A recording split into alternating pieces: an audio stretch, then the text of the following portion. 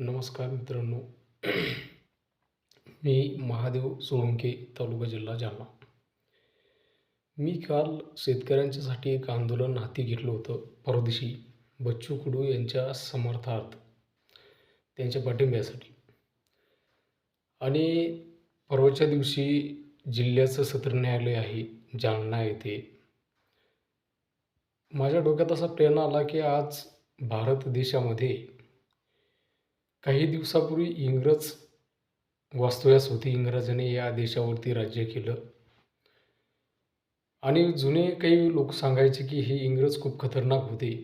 पण आजच्या परिस्थितीला असं त्या ठिकाणी वाटतं की इंग्रजापेक्षा या देशामध्ये नालायक अशा प्रकारचे राजकारणी लोक हे सध्या या ठिकाणी झालेले आहेत. आणि मग मी म्हटलं की आता विश्वास देशाच्या पंतप्रधानावर ठेवायचा की राज्याच्या मुख्यमंत्र्यावर ठेवायचा, कोणत्या राजकारणी नेत्यावर विश्वास ठेवणं कठीण झालेलं आहे. प्रत्येक जिल्ह्याला मोठमोठाले अधिकारी आहेत, IPS अधिकारी आहेत, कलेक्टर आहेत. हे स्वतः दडपणाखाली त्या ठिकाणी काम करतात.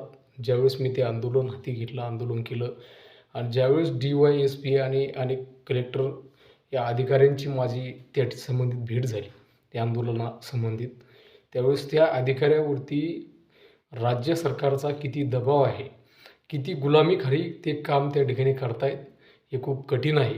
याच्यामुळे मी ते न्यायालयाच्या समोर उपोषणाला बसलो होतो. इथून आपल्याला न्याय मिळू शकतो. पण न्यायालयाची परिस्थिती काय झालेली आहे, ही मला परवाच्या दिवशी दिसून आलं.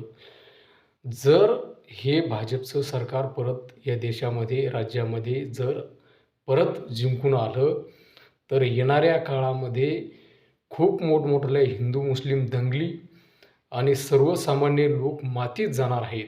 आपल्या 2-2, 500-500 रुपयामुळे, 1000-500 रुपयामुळे हे लोक कसे निवडून येतात आणि कसे EVMचे घोटाळे करतात, हे खूप मोठ्या कमालीच्या गोष्टी त्या ठिकाणी आहेत. मला त्या ठिकाणी किती त्रास झाला हे मला माहिती आहे. त्या आंदोलनादरम्यान किती लोकांनी माझ्यावरती मला त्रास दिला त्या आंदोलनादरम्यान, हे मी स्वतः डोळ्यांना बघितलं, अनुभवलं. सामान्य लोकांची काय परिस्थिती या देशामध्ये होणार आहे भविष्यामध्ये आणि सध्या काय चालू आहे. जर हे सरकार परत देशामध्ये निवडून आलं, राज्यात निवडून आलं, तर इथले शेतकरी सोडा, सर्वसामान्य लोक, सगळेच लोक मातीत नेऊन घालायचं काम हे सरकार करणार आहे आणि खूप मोठी परिस्थिती बेकार या देशामध्ये होणार आहे. सर्व लोकांनी भविष्यामध्ये आता हे ध्यानात ठेवावं. येणारं जिल्हा परिषद, पंचायत समितीचे इलेक्शन आहे, त्याच्यावरती लोकांनी चांगल्या प्रकारचा विचार करून कसे लोक त्या ठिकाणी निवडायचा याचा विचार चांगल्या प्रकारे करायला पाहिजे. जर हे आपण ह्यावेळेस आणि पुढच्या वेळेस जर चुकलो तर आपल्याला खूप मोठी हानी त्या ठिकाणी भोगावी लागणार आहे. एवढंच बोलतो आणि थांबतो.